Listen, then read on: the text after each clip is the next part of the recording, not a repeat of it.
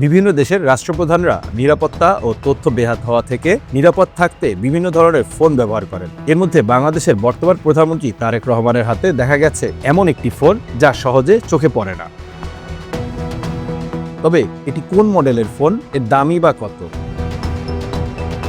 সম্প্রতি সচিবালয় থেকে গুলশানে নিজের বাসভবনে যাওয়ার সময় গাড়িতে কথা বলছিলেন প্রধানমন্ত্রী তারেক রহমান। এ সময় তার ব্যবহার করা ফোনটি ক্যামেরায় ধরা পড়ে। এরপরই শুরু হয় আলোচনা।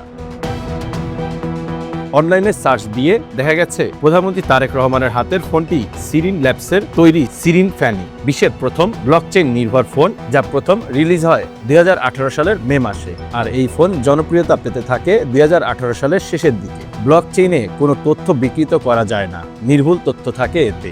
এই ফোনে তথ্য হ্যাক হওয়ার কোনো শঙ্কা নেই। স্ন্যাপড্রাগন প্রসেসরের ফোনটিতে সিরিন অপারেটিং সিস্টেম ব্যবহার করা হয়েছে।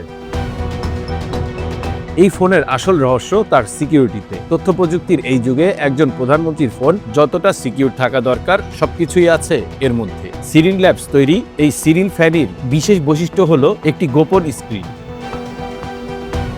এই ফোন যেই ব্যবহার করবে তাকে ডাবল সিকিউরিটি চেকের মধ্য দিয়ে যেতে হবে। আপনি যখন এই ফোনটি খুলতে যাবেন কিংবা কোনো কিছু করতে যাবেন, তখন এই ফোনের উপরিভাগে থাকা আলাদা একটি স্ক্রিন বেরিয়ে আসবে, যা ফোন থেকে সম্পূর্ণভাবে আলাদা। এরপর দুই স্ক্রিনে দেখানো নিরাপত্তা কোড মিলিয়ে যাচাই করার পরই ফোন ব্যবহার করা যায়। প্রশ্ন জাগে, তাহলে এই ফোনের দাম কত?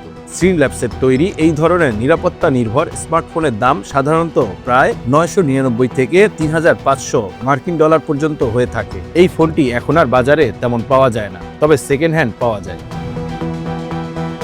এই ফোনে একটি কোল্ড স্টোরেজ ক্রিপ্টোকারেন্সি ওয়ালেট রয়েছে। এটি ফোনের অ্যান্ড্রয়েড সফটওয়্যার এবং ইন্টারনেট থেকে বিচ্ছিন্ন। ফোনটিতে টোকেন রূপান্তর পরিষেবা TCS আছে, ফলে অনলাইন এক্সচেঞ্জের মাধ্যমে যাওয়ার প্রয়োজন ছাড়াই সহজে ও সরাসরি ক্রিপ্টোকারেন্সি আদান প্রদান করা যায়। Bangla affairs news desk.